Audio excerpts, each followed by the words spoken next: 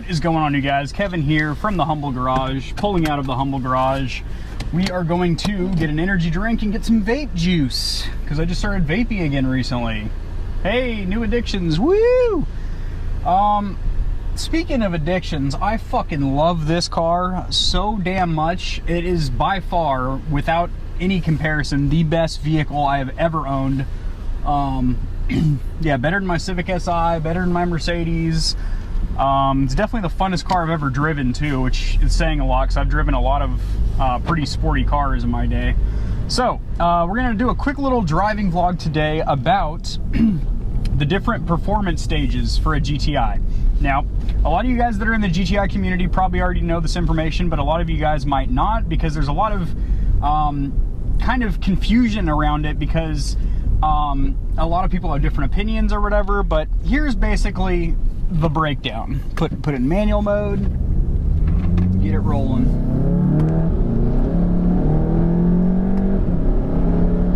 Good lordy. Oh, jeepers. Oh man, so I just reactivated the sound actor. I had it completely deactivated with the OBD11, but since I'm on stock exhaust right now, I do kind of like the noise of the sound actor. It is kind of nice to have some feedback, even if it is piped in. It does sound pretty organic. It does sound pretty natural, like it's through the from the motor. But anyway, so stage one is what I currently am right now, which is a tune only, so only a software tune. Now, this can either be a Cobb access port, this can be an APR tune, Unitronic, Revo Technic, I think they're called. Who else? There's a ton of people that do what's called OTS, or off-the-shelf tuning, and these tunes are great. You're looking at adding anywhere from 70 to 100 wheel horsepower and about 100 wheel torque on just the tune alone, with the E888 motor that comes in these Volkswagens and Audis. So like the A3, the S3, the Golf R, the Golf GTI, they all have the same Volkswagen and Audi motor that's basically a little powerhouse. It's basically just ready for a tune. If you'll excuse me, I gotta go in the store, boys. All right, I'm back. Sorry about that, boys. Alrighty, so yeah, stage one. It's just a tune. It's a software tune. That is, honestly, I mean, this is pretty much what everyone's going to tell you in the community. That's the first modification you should do, just because it makes such a huge difference. Like, I mean, it's night and day. Like, your drivability's better. I mean, honestly, your fuel mileage, as long as you're driving normally, actually goes up by 1 to 3 miles per gallon. But you're not going to want to be driving softly, because it wakes your GTI up, and it makes it, you know, these cars stock, they're quick, they're peppy, but they're downright fucking fast when you put a tune on them. Just a tune, that's all you need, baby. Just a stage one, a tune. So I went with the Cobb access port, which the Cobb off-the-shelf maps only give you about 60 horsepower and I think, man, oh geez, jeepers, like 75 pound-feet of torque, which is significantly less than something like APR, which gives you basically like 316 wheel. You know, on the website it kind of says that's to the crank, I believe, but people have dynoed it. Medic Magic, for example, he's got a GTI.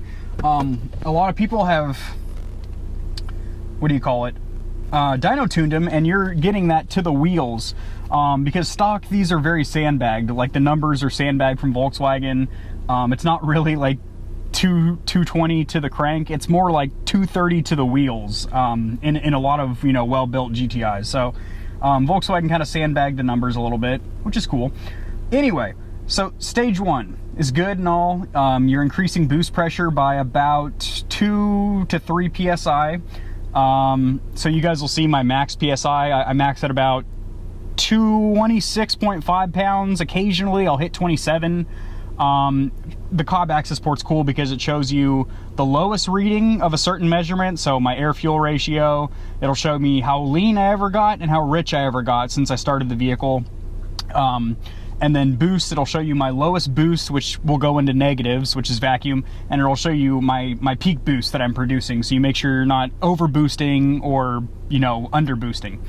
Anyway, stage two adds a, this is where it gets a little bit, but this is where it becomes a little bit of a gray area, because stage 2 is technically bolt-ons. So not upgrading the turbo, but basic bolt-ons. So usually companies like APR and Unitronic, they sell you their downpipe, because that's the next most restrictive part of this motor after the ECU is, of course, the downpipe. It's very restrictive, so for emissions and noise and all that other shit.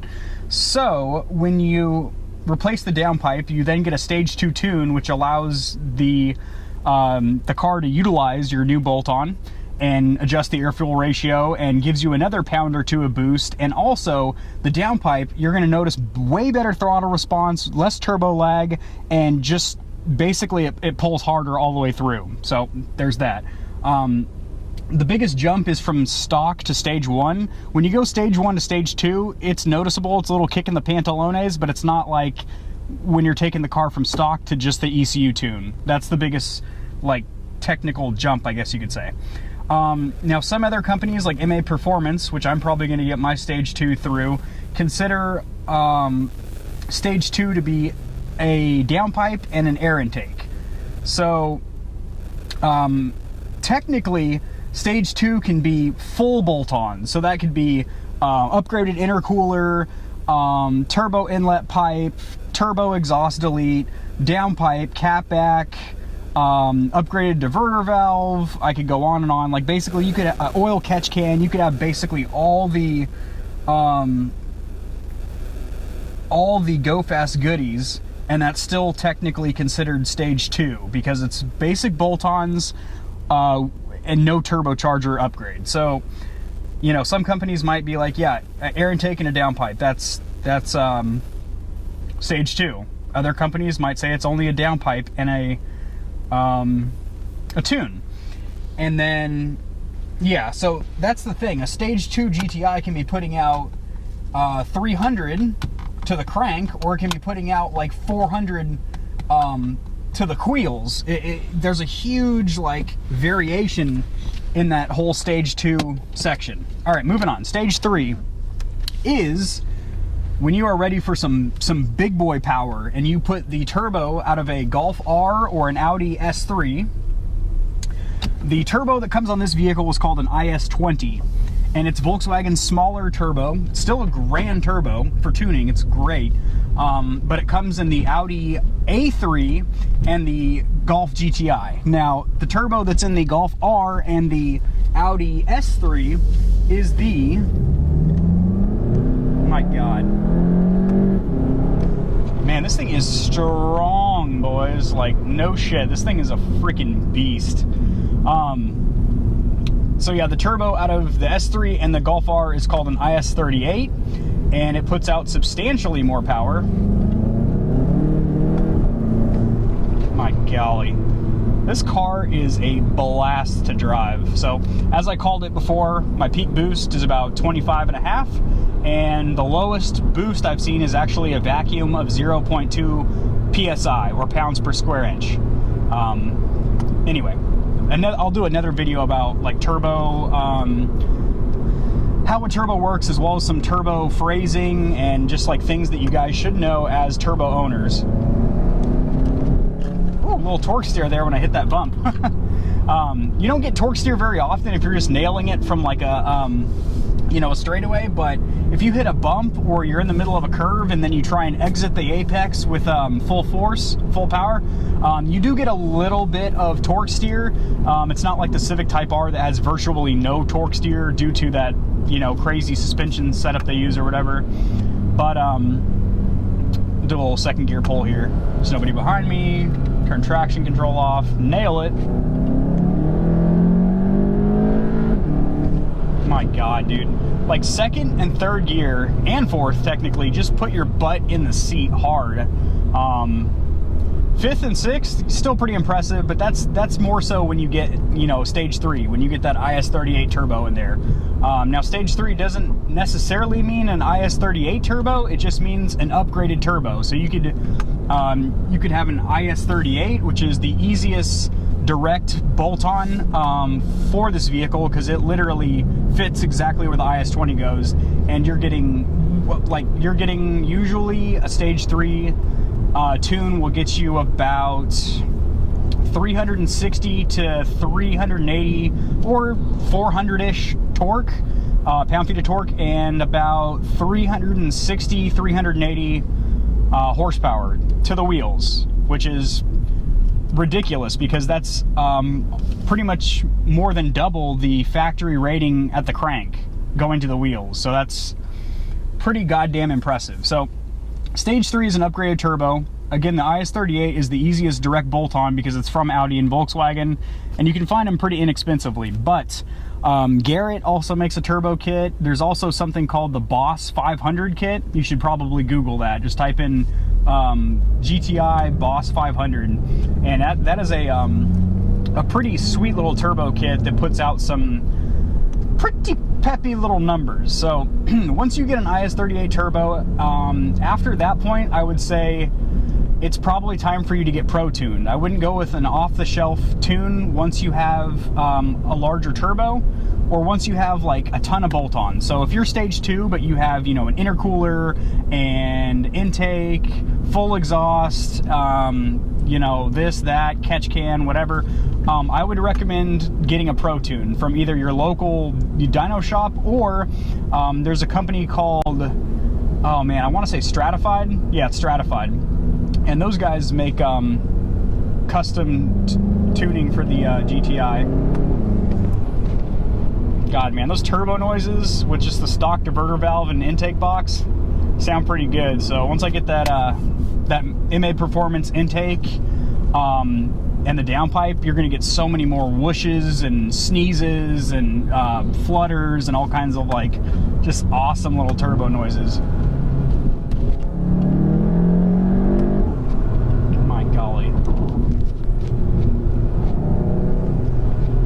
Jesus Christ. I don't know if having the microphone mounted right there by my shoulder picks up all the engine's little quirky noises, like the, oh, like that. Oh my God. Oh, it sounds so good. That's one of the things that I love about this car is the sound. Like, it just, oh fuck, it sounds so damn good.